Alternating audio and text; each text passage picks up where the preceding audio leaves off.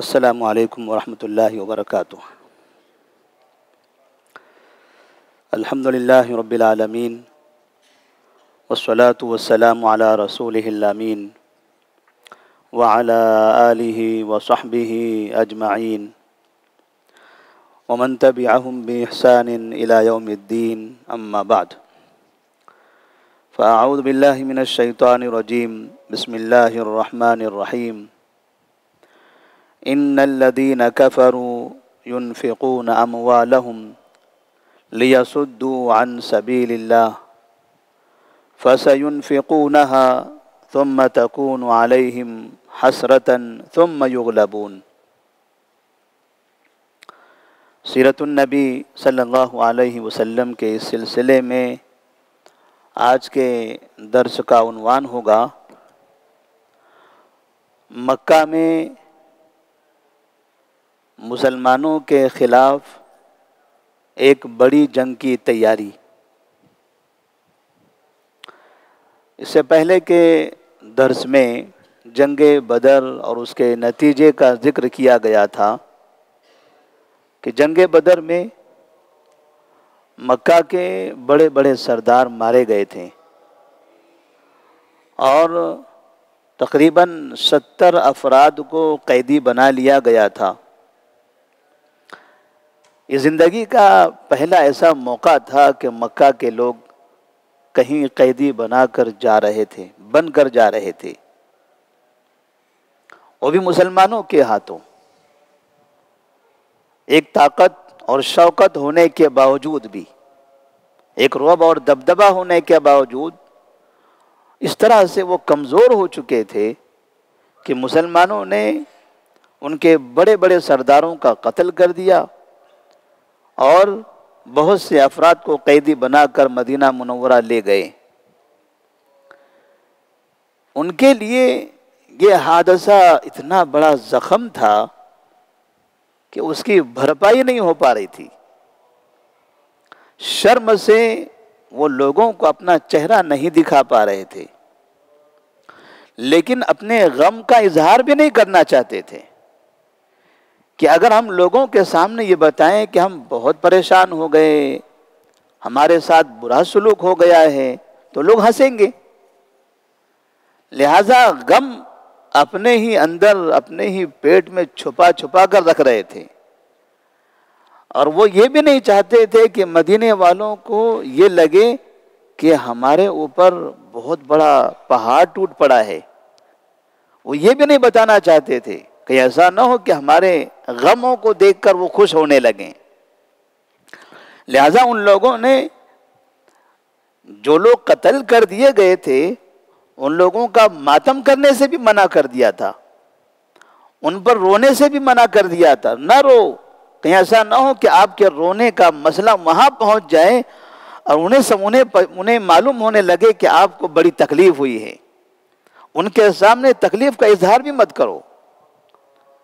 اظہار تو نہیں کرنا چاہتے تھے، لیکن تکلیف بے انتہا تھی، اور اندر ہی اندر ایک ایسا شعلہ بھڑک رہا تھا کہ ایسا محسوس ہوتا تھا کہ اب یہ شعلہ، اب یہ جوالا مکھی اب پھٹے گی تب پھٹے گی۔ اور اس کے لیے انہوں نے تقریباً 1 سال تک ایسی تیاری کی۔ مقصد یہ تھا کہ مدینے والوں کو ایسی مار ماریں، اس طرح سے ان پر حملہ کریں کہ پھر رہتی دنیا تک وہ اس کو بھول نہ پائیں۔ اور انہوں نے ابو سفیان کا وہ قافلہ، ابو سفیان رضی اللہ تعالیٰ عنہ جب وہ مسلمان نہیں تھے، ان کا وہ قافلہ جو ملک شام کی طرف گیا تھا، پھر واپس چلا گیا۔ واپس جاتے ہوئے نبی صلی اللہ علیہ وسلم نے اس قافلے کا پیچھا کیا تھا۔ وہ قافلہ تو ہاتھ نہیں آیا، وہ مکہ چلا گیا، لیکن اس وقت جنگ بدر پیش آ گئی تھی۔ تو ابو سفیان نے اور وہاں کے سرداروں نے یہ کہا کہ دیکھیے، اس قافلے میں مکہ کے کئی مالداروں کی تجارتوں کا سامان رکھا ہوا ہے، ان کی دولت ہے اس میں، ان کا پیسہ ہے. ہم آپ سے درخواست کرتے ہیں کہ آپ یہ سارا سامان، سارا پیسہ جنگ کے لیے وقف کر دو. بڑا تجارتی قافلہ تھا. تمام لوگوں سے اپیل کی گئی کہ یہ سامان، یہ پیسہ سب کا سب جنگ کے لیے وقف کر دیا جائے. سب لوگ راضی ہو گئے. ان سے یہ کہا گیا تھا کہ ہمیں اپنے مقتولین کا بدلہ لینا ہے. مقتولین کے نام سے انہیں ایسے بھڑکایا گیا، ایسے جذبات میں لایا گیا کہ انہوں نے اپنی بڑی پونجی جنگ کے لیے وقف کر دی. کہا کہ ٹھیک ہے، رکھ لو، سب جتنا مال آیا تھا شام سے سب رکھ لو. مال جمع کر لیا گیا. آخر میں زید بن حارثہ رضی اللہ تعالی عنہ نے جو مکہ سے ملک شام نجد کے راستے سے جانے والا قافلہ، اس پر جو حملہ کیا تھا، اس حملے کی وجہ سے بھی مکہ والے بہت زیادہ بفر گئے تھے، انہیں بہت تکلیف تھی. لہذا انہوں نے یہ سوچا کہ مکہ کی جتنی آبادی ہے، ہمارے پاس جتنے افراد ہیں، اتنے افراد کے ذریعے جنگ کرنا کافی نہیں ہے. 1000 کے مقابلے میں 313 تھے، 313 نے تباہ کر دیا ہم کو. تب 1000 کی نہیں، زیادہ کی ضرورت ہے. لہذا انہوں نے باقاعدہ حبشی، جو اطراف میں حبشہ کے لوگ ہوا کرتے تھے، اور حبشہ جو علاقہ تھا وہاں وہ اور کئی ایسے قبائل تھے، ان تمام جگہوں پر جا کر لوگوں سے کہا آئیے ہمارے ساتھ مل کر جنگ کیجئے، ہم سب مل کر مدینے کا خاتمہ کریں گے. باقاعدہ مدینے کے خلاف ان کو ورگلایا گیا، انہیں بھڑکایا گیا، اور انہیں اس کی اہمیت بتائی گئی. اگر ہم نے تباہ کیا تو ہمارا کیا فائدہ ہوگا. کافر تھے، اسلام کے خلاف، مسلمانوں کے خلاف انہیں بھڑکایا گیا، وہ بھڑک گئے. بہت سے افراد جن کا مدینے سے کوئی تعلق نہیں تھا، مسلمانوں سے ان کا کبھی آمنا سامنا ہوا بھی نہیں تھا، بس بھڑکانے کی وجہ سے وہ لوگ بھی اس میں آ گئے. اور پھر مکہ کے اندر دو مشہور شاعر تھے، ایک ابو عزہ اور دوسرے مسافع بن عبد مناف الجمحی نامی. یہ دو شاعروں سے کہا گیا آپ اپنے اشعار کے ذریعے لوگوں کے اندر جنگ کا جذبہ بھڑکائیے.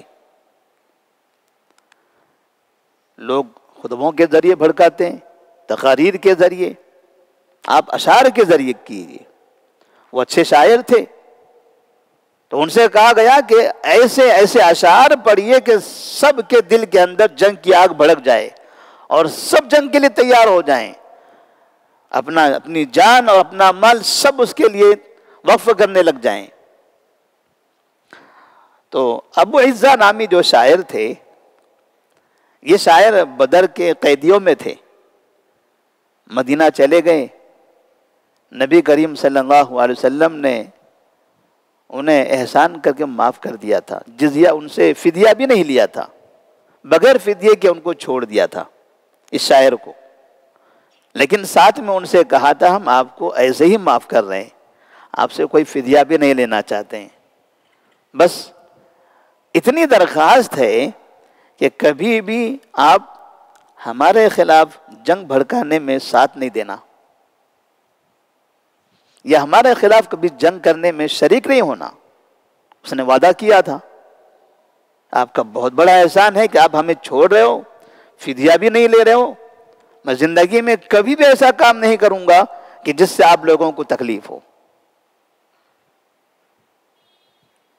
صفوان بن امیہ نے ابو عزہ کو بھڑکایا، کہا آپ چھوڑ دو اس کو، آپ کے شہر کے، آپ کے قبیلے کے، آپ کے اپنے افراد بدر میں مار دیے گئے اور آپ محمد کے وعدے کو یاد کر رہے ہو.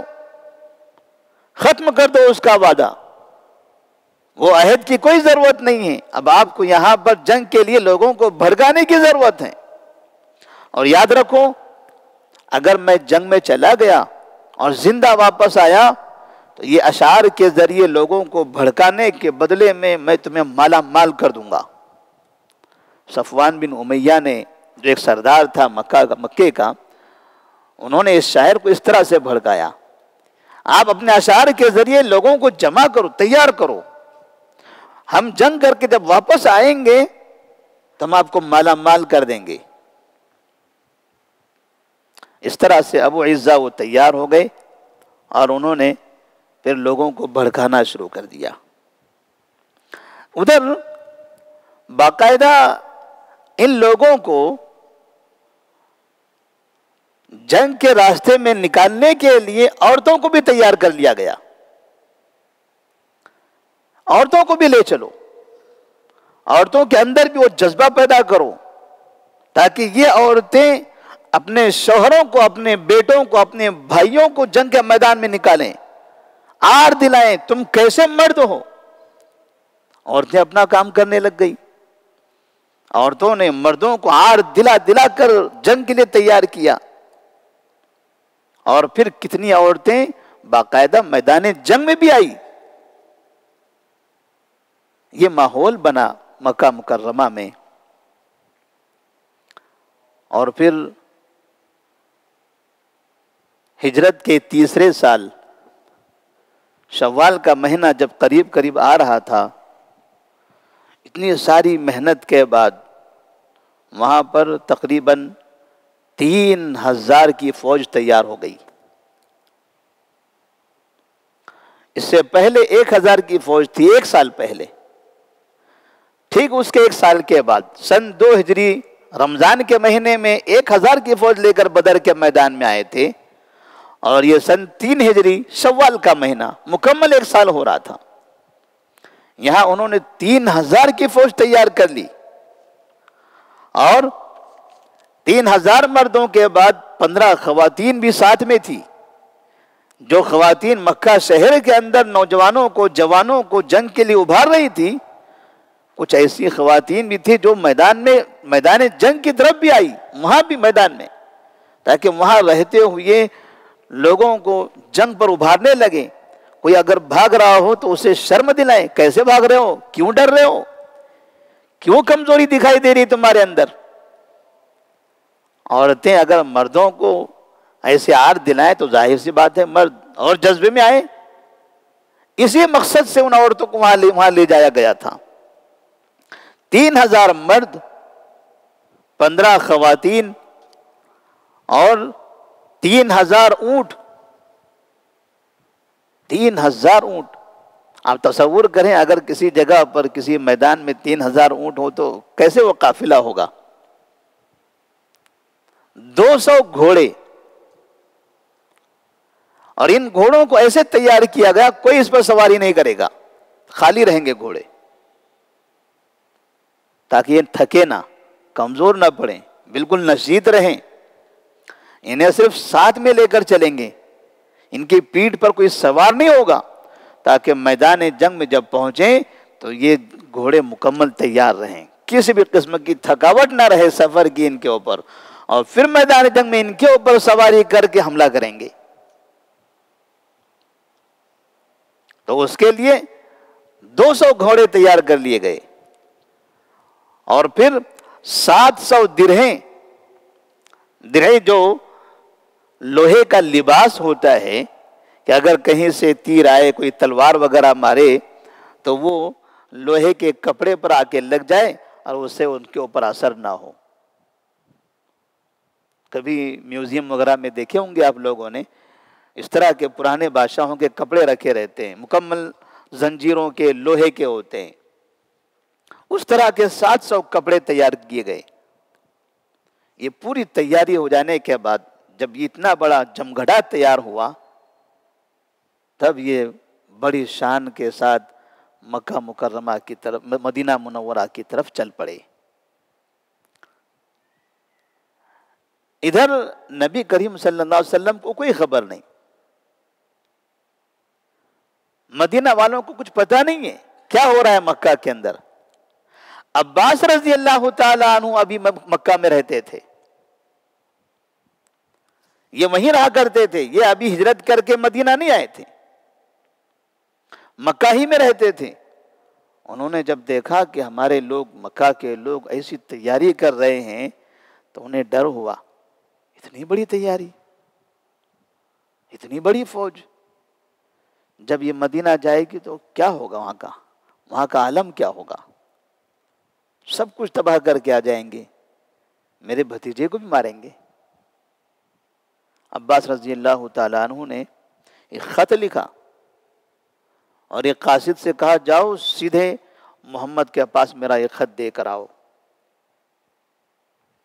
کہتے ہیں کہ تاریخ میں اس شخص نے اتنی تیزی سے مکے سے مدینے کا سفر کیا، تقریباً 450 کلومیٹر کا یہ فاصلہ انہوں نے 3 دن میں مکمل کر لیا، جبکہ 8 دن سے زیادہ کا وقت لگتا تھا۔ اس شخص نے انتہائی تیزی کے ساتھ اپنی سواری دوڑائی اور 3 دن کے بعد وہ سیدھے قباء کی وادی میں پہنچے۔ نبی کریم صلی اللہ علیہ وسلم اسی جگہ پر موجود تھے۔ آپ صلی اللہ علیہ وسلم کے سامنے وہ خط پڑھا گیا، آپ نے بڑے تعجب کا اظہار کیا، اتنی بڑی تعداد، ایسی تیاری ہمارے خلاف ہو رہی ہے، اب کیا ہوگا؟ نبی کریم صلی اللہ علیہ وسلم نے بھی تیاری کا اعلان کر دیا۔ اور پھر اس جنگ میں اس فوج کی خاص بات یہ تھی کہ اس فوج کا بڑا کمانڈر، قائد اعظم جس کو کہا جا سکتا ہے، وہ ابو سفیان تھے، مکے والوں کی فوج کے قائد اعظم۔ اور جو بڑا کمانڈر تھا وہ خالد بن ولید، اور خالد بن ولید کے جو مساعد تھے، جو ان کے نائب تھے، ان کی مدد کرنے والے، وہ اکرمہ بن ابی جہل، ابو جہل کے بیٹے اکرمہ۔ یہ تینوں جو قائد ہیں، بعد میں یہ تینوں قائد اسلام کی صفوں میں داخل ہو گئے۔ ابو سفیان وہ بھی رضی اللہ عنہ، خالد بن ولید وہ بھی رضی اللہ عنہ، اکرمہ بن ابی جہل وہ بھی رضی اللہ عنہ۔ یہ 3 بڑے بڑے افراد جن لوگوں نے یہ پوری فوج کو تیار کیا تھا اور ان کے اپنی نگرانی میں لے کر مدینہ کی طرف نکل پڑے تھے، کون جانتا تھا کہ یہ بڑے بڑے قائدین یہ خود ہی مسلمانوں کی صفوں میں ایک دن آئیں گے۔ تو مکے کی یہ تیاری سے ایک تو یہ اندازہ بھی ہوتا ہے کہ اسلام کے اندر اللہ تبارک و تعالیٰ نے وہ خوبصورتی اور وہ تاثیر پیدا کر رکھی ہے کہ ایک وقت میں کوئی انسان اسلام کا، مسلمانوں کا، چاہے جتنا بڑا دشمن ہو، مسلمانوں کو جڑ سے ختم کرنا چاہتا ہو، لیکن ممکن ہے کبھی نہ کبھی اسلام اس کے دل کے اندر داخل ہو جائے۔ ضرورت ہے اسلام کا پیغام پہنچانے کی۔ ابو سفیان جنہوں نے یہ بڑی تیاری کی تھی 3000 کا لشکر لے کر مدینے کو برباد کرنے کی، کون جانتا تھا کہ ابو سفیان مسلمان بنیں گے؟ خالد بن ولید جو پوری فوج کی لیڈنگ کر رہے تھے، کمانڈری کر رہے تھے، بڑے ماہر فوجی، کون جانتا تھا کہ یہی فوج جو اپنی فوج لے کر مسلمانوں کا خاتمہ کر رہے ہیں، کبھی یہ مسلمانوں کی فوج کا کمانڈر بن کر کافروں کا خاتمہ کرنے لگ جائیں۔ یہ دعاؤں کا اثر، اسلام کی حقانیت کا اثر، مسلمانوں کے اچھے اخلاق کا اثر، مسلمانوں کی اچھی دعوت کا اثر تھا۔ 3000 کی فوج لے کر نکل تو پڑے، لیکن ان 3000 کی جو تعداد تھی، تقریباً اس میں ایسے افراد تھے جو بعد میں سب کے سب مسلمان ہو گئے۔ یہاں تک کہ جب مکہ فتح ہوا تب کوئی باقی نہیں رہا، چند افراد تھے، آہستہ آہستہ وہ بھی اسلام میں داخل ہو گئے۔ ایک پیغام یہ بھی ملتا ہے کہ کافروں کے دلوں میں وقتاً فوقتاً مسلمانوں کے خلاف نفرت کے جذبے پیدا ہوتے رہتے ہیں۔ مسلمان یہ سمجھتے ہیں کہ شاید اب یہ فائنل ہوگا، پھر سمجھتے ہیں شاید اب یہ فائنل ہوگا، پھر سمجھتے ہیں نہیں اب یہ فائنل ہوگا، اب اس کے بعد کچھ نہیں ہو سکتا، پھر سمجھتے ہیں نہیں اب یہ فائنل ہے، اس کے بعد کچھ نہیں ہوگا۔ ہندوستان میں ہم 70 سال سے یہی چیز دیکھتے ہوئے آ رہے ہیں۔ تقسیم کے وقت لوگوں کو لگا ختم، اب یہ تقسیم ہو گئی، بہت مارے گئے، اب کچھ نہیں ہوگا۔ پھر نئی تقسیم یہاں پر ہوئی، پھر یہاں بہت مارے گئے، اب نہیں ہوگا، اب شانت ہو گیا۔ پھر فلاں حادثہ ہوا، اب ختم ہو گیا، اب یہاں اتنے جیل میں چلے گئے، اتنے ختم ہو گئے، اب کچھ نہیں ہوگا۔ اب یہ سی ایم ہو گئے، یہ پی ایم ہو گئے، یہ فلاں ہو گئے، یہ فلاں ہو گئے، یہ ہمارے آ گئے، اب کچھ نہیں ہوگا۔ یعنی ہمیشہ ہر بار اس طرح سے لوگ سمجھتے ہیں کہ شاید اب کچھ نہیں ہوگا، لیکن وقتاً فوقتاً کچھ نہ کچھ ہوتا ہی رہتا ہے۔ تو لوگوں کو یہ لگتا تھا کہ جنگ بدر ہو گئی، ختم، کام مکمل ہو گیا۔ اب مکے والے کبھی سر اٹھا کر نہیں جیئیں گے اور کبھی ان کی ہمت نہیں ہوگی مدینے پر حملہ کرنے کی۔ لوگوں نے تصور کر لیا تھا 1000 کا لشکر تھا، مکے کے قریب میں جا کر مسلمان مار کے آ جاتے ہیں۔ انہیں کیا پتا تھا کہ کفر ہے، الکفر ملت واحدہ کے اعتبار سے جتنے بھی کافر ہوں گے، جتنے طبقے کے ہوں گے، جتنے الگ الگ قسم کے ہوں گے، سب ایک ساتھ ہو جائیں گے۔ وہ حبشی بھی آ گئے، وہ قبیلے والے آ گئے، یہ قبیلے والے آ گئے، سارے قبیلے جمع ہو گئے اس میں، اور 3000 لوگ تیار ہو گئے تھے۔ افراد بھی جمع ہوں گے، دولت بھی خرچ کی جائے گی۔ لوگوں کو لگے گا کہ وہ ہمارے خلاف دولت خرچ کر کے اپنا نقصان کیوں کریں گے۔ نفرت کی آگ ایسی ہوتی ہے کہ آدمی دولت خرچ کرنے میں اندھا ہو جاتا ہے۔ دولت بھی خرچ کریں گے، لیکن اللہ تبارک و تعالیٰ فرماتے ہیں ان الذین کفروا ينفقون اموالهم ليصدوا عن سبیل اللہ فسينفقونها ثم تكون عليهم حسرة ثم يغلبون۔ لوگ تو خرچ کرتے ہیں، کافر ہیں، بہت خرچ کرتے ہیں اللہ کی راہ سے لوگوں کو روکنے کے لیے، اسلام سے روکنے کے لیے، اسلام کو برباد کرنے کے لیے۔ ثم تكون عليهم حسرة ثم يغلبون، لیکن اللہ کا یہ وعدہ ہے جتنی تیاری ہوگی، جتنا سرمایہ صرف کریں گے، جتنی طاقت استعمال کریں گے، ایک دن یہ ساری چیزیں ان کے لیے حسرت اور ندامت کا سبب بن جائے گی، اور وہ مغلوب ہو کر رہیں گے، وہ مغلوب ہو کر رہیں گے۔ اور ہمارے ملک کے حالات بھی بالکل اسی طرح سے ہیں۔ جتنی شدت ہم کو نظر آ رہی ہے، سورج جب طلوع ہوتا ہے آہستہ آہستہ آسمان پر اونچائی پر چڑھتے رہتا ہے، جب بہت زیادہ شدید ہو جاتا ہے، زمین پر لوگ تڑپنے لگتے ہیں، جھلس کر مرنے لگتے ہیں، اس کے آگے پھر نہیں بڑھتا ہے، اب وہ نیچے اترتا ہے۔ جب بہت زیادہ شدید ہو جائے تو اب شدت اس سے زیادہ اس کے اندر نہیں ہے، سورج اس سے زیادہ اور شدید نہیں ہو سکتا ہے، یہ آخری حد ہے۔ اس کے بعد ایک ہی راستہ ہے، نیچے اترنا، اور وہ نیچے اترتا رہتا ہے۔ جو گرم ہوا تھا اب ٹھنڈا ہونے لگتا ہے۔ جس سورج کو دیکھ کر لوگ اپنا سر چھپاتے تھے، اب اسی سورج کو دیکھ کر لوگ کھلے سر اس کے نیچے گھومنے لگتے ہیں۔